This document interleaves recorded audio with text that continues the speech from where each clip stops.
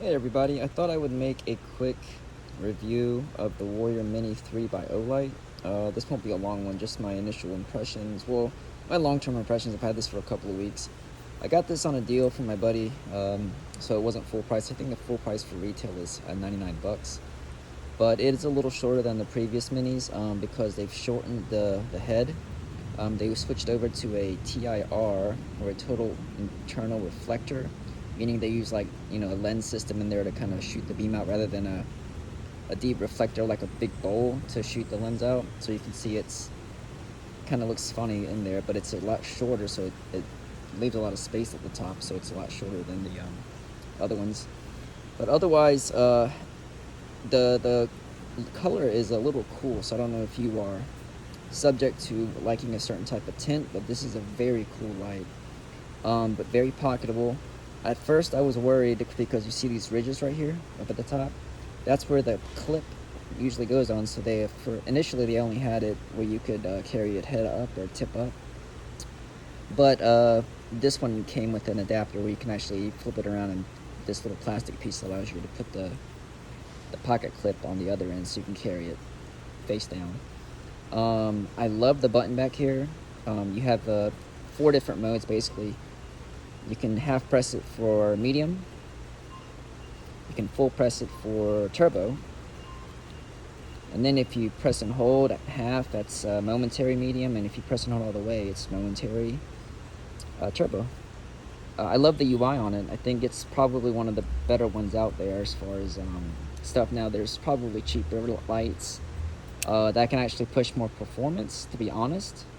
That won't cost as much, but the UI may not be as good, and maybe the fit and finish won't be as solid as Olight.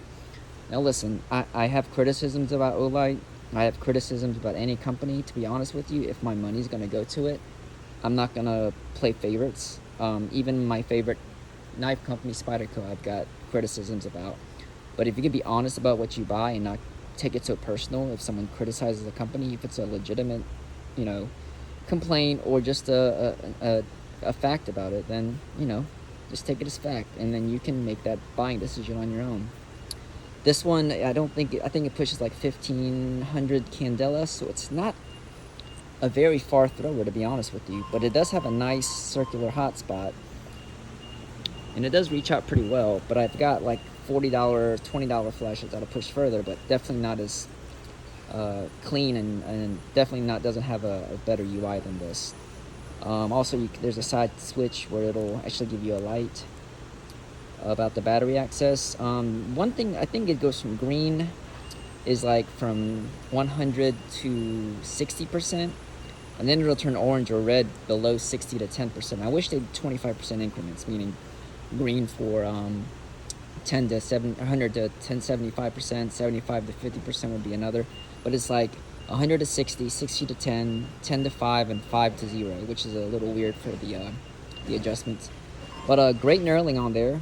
The reason I've been carrying this so much, even though I don't like the tint, is because it's so easy to pocket, and I just really enjoy the UI. And with where I work, I do find this pretty handy.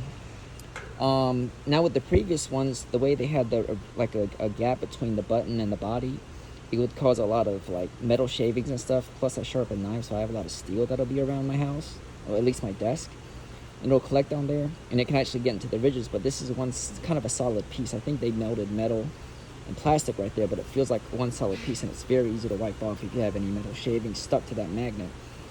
But easy to connect to steel. It's easy to tail stand too, as long as it's a pretty flat surface, so you can have it up like that. Other than the kind of a anemic output for the size of course, it's not bad for the size of the head. The only other thing I don't like about it is this reflector right here is all plastic. If you work in a more rougher, I guess, work environment, or somewhere where you might drop it a lot, that may be a concern for you, so be aware of that.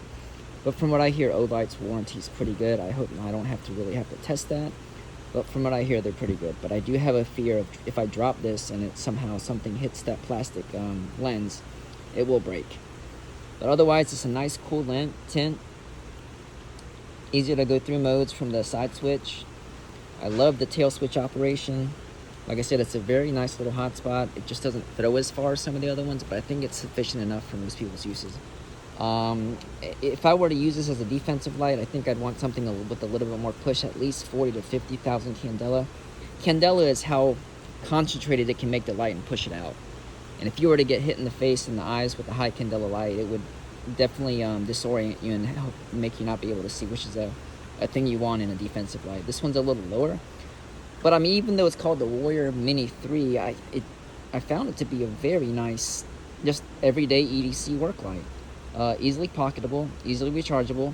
They do use proprietary batteries like most Olights, but I can take the battery out and charge it in my external battery charger with my other 18650 and 18350 batteries and such. But a nice finish. I've dropped this 3 times. The only damage I have is, I think I got a nick right here where it's not in the front bevel. Can't really see it, but it's there somewhere. Oh, there it is. That's the only place it's got nicked really after about 3 drops. UI's great, output's anemic, size is great, fit and finish are nice, the clip works pretty well, and I do appreciate them adding this little adapter to, to let me, carry it face down, which is a plus. Like I said, I do have criticisms about Olight, but even though I'm aware of those and I do take them as fact, I don't take it personal. I don't have my ego and feelings tied to a brand, because it's my money. They don't pay me, they don't give me anything for free. I owe them nothing. I gave them my money so I can be as honest about the product as I can. But I would say if you can get this on sale or on the secondary, that would probably be better. I don't know if I'd pay $100 for this, to be honest with you, unless you're just a huge collector. But I was so impressed by the Baton 4 with this magnetic body that I just wanted to give this a shot, and I got this for a really good price from my buddy Jordan. Thank you, buddy. Let me know what you guys think about these. What are your favorite little EDC lights? I've really enjoyed this one. Thanks.